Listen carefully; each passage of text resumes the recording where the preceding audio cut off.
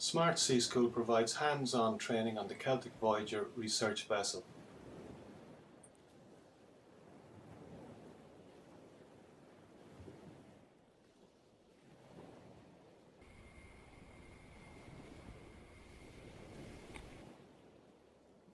You might not be able to dig out there at all.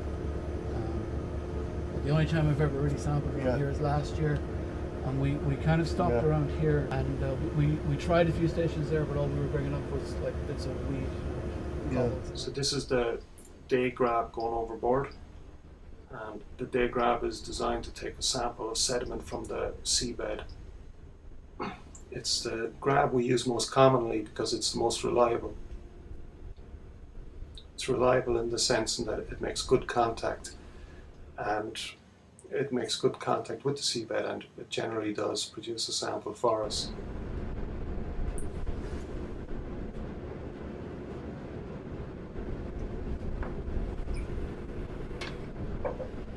Deployment of the day grab is entirely the remit of the crew. You can see it's a very heavy piece of equipment.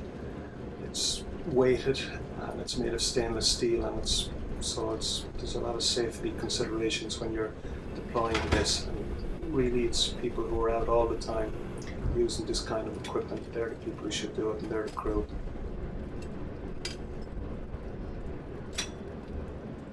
What we usually do is we use a ruler to estimate how much mud is in the sample, and we do that by So going when the day grab comes on board, it sits into its frame.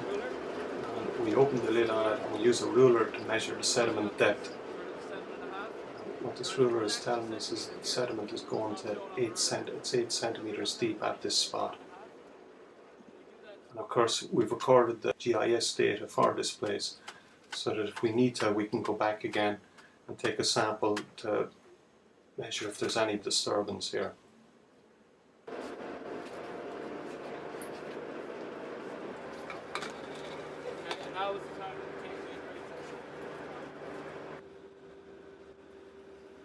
We use the day grab for looking at grain size of seafloor sediments, the distribution of fauna in the seafloor, and we also use it for ground truthing acoustic data acquired for seabed mapping.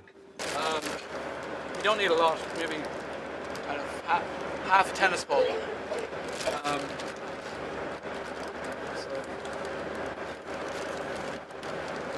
that'll be fine.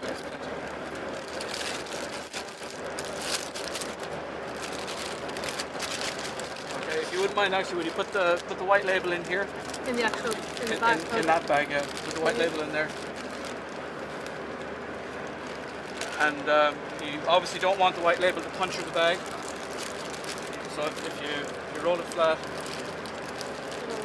and then try and squeeze this to get the air out, you'll find that even though these things aren't very big, they take up an awful lot of space in the freezer. So then we freeze that because bacteria in the sediment will be kind of digesting the very fine material, the organic matter and the mud in it, and they can change the grain size distribution, and they'll also change how much organic content you'll find in it when you analyze it later. So we freeze it at -18 immediately, and then later we defrost it before we analyze it. We take a lot of the stuff that comes off the land either through anthropogenic sources or natural sources, and they reprocess the material and they release it back to the water column in the right form, so that it feeds the type of phytoplankton that we want growing there, and then we get fish and things that we'd like to eat. The guy in the lab who has to identify them if we break them up. Very often that will be the same guy. So we've emptied the day grab into the tray, and now we've taken it to the sieve washer.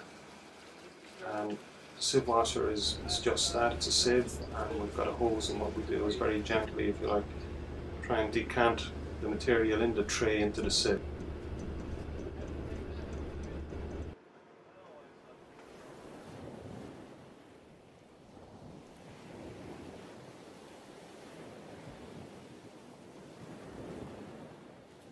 SMART is a collaboration between the Marine Institute, Galway Mayo Institute of Technology, the National University of Ireland Galway, University College Cork, and the National Maritime College of Ireland.